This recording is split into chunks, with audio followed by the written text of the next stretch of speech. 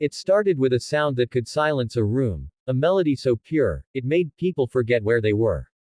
Inside a small town's dusty old community center, a worn-down piano came to life under the calloused fingers of a man who had once commanded soldiers, not keys. His name was Daniel Cole, a single dad, a veteran, and a man who'd been through more battles off the field than on it. Beside him sat a little girl, no more than 10, her cloudy blue eyes staring into the void of a world she could not see. Her name was Lily, blind since birth, but when she smiled, it was as if she saw the world better than anyone else. Daniel's life had fallen apart years ago after the war took everything from him, his career, his wife, his purpose.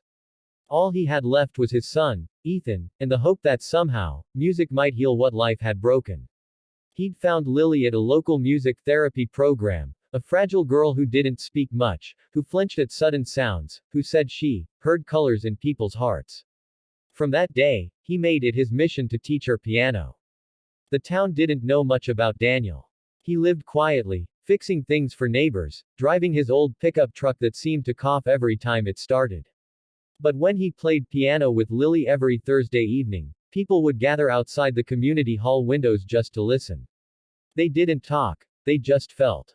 One winter evening, snow fell outside as Daniel guided Lily's small fingers across the keys. Listen, Lily, he said softly, music isn't about what you see, it's about what you feel. She nodded, smiling shyly. I can feel it, Mr. Cole. It's like the music is telling me someone's coming, someone important. He chuckled. Maybe Santa Claus. But that night, someone was coming, someone who would change everything. While Daniel and Lily played an improvised melody that danced between sadness and hope, the door at the back of the hall opened quietly. A tall man in full uniform stepped in, his chest heavy with medals. His posture was straight, his face unreadable, but his eyes softened as he saw the pair at the piano. That man was General Marcus Harlow, a four-star general known for his steel heart and ruthless command. But in that moment, the man who had seen war, destruction, and despair, froze. Because the man at the piano, Daniel Cole, had once saved his life. Years ago, in the chaos of a desert battlefield, Daniel had carried a wounded officer out under fire.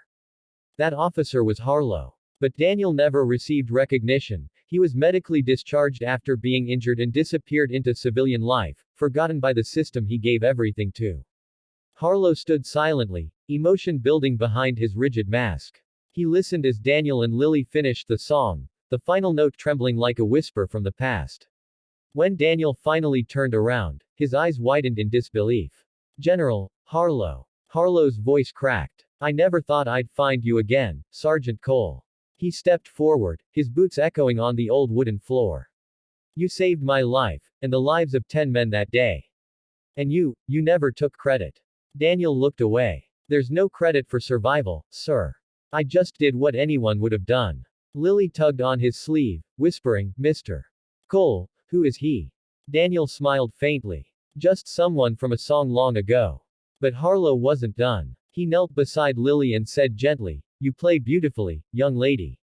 Lily tilted her head. I can hear truth in your voice. You're crying, aren't you? The general blinked rapidly, fighting back tears. Yes, sweetheart, I am. Over the next hour, Harlow listened as Daniel told him about Lily, about his son Ethan, about the nights when he didn't know how to keep going. And when Lily placed her tiny hand over the general's, she said something that struck him to his core. People who carry sadness in silence, their hearts play the loudest music. The general couldn't hold it in anymore. He stood up and saluted Daniel, not as a superior officer, but as a man honoring another. Sergeant Cole, the nation owes you. But tonight, I owe you. You taught this child to see light through darkness, the same light you gave me years ago when you dragged me out of hell. Daniel shook his head. I didn't do it for medals, sir. I just wanted to make the noise in my head quiet. Harlow placed a firm hand on his shoulder. Then let me do something that should have been done long ago. Days later, the quiet town woke up to something incredible. News cameras filled the community hall. The general himself returned, this time with military officials and reporters. In front of everyone, he pinned a medal of honor on Daniel's chest. Lily, standing beside him, held his hand tightly. As the cameras flashed, Harlow announced. This man, a father, a veteran, and a teacher, reminded us all that true service doesn't end on the battlefield. It continues in the hearts we heal, in the music we share, and in the lives we touch. Daniel didn't speak. He just turned to Lily and whispered, "You hear that? That's what hope sounds like." And as they sat down to play once more, the piano filled the room with something words could never capture, a melody that spoke of pain, courage, and redemption. The audience stood in silence, tears streaming down faces of soldiers and civilians alike. At the end of the performance, the general wiped his eyes and whispered, "You didn't just save me, Sergeant, you saved yourself." When the video of that night spread across social media, millions were moved. Comments poured in from around the world, veterans, parents, strangers, all saying the same thing: "This story gave me hope."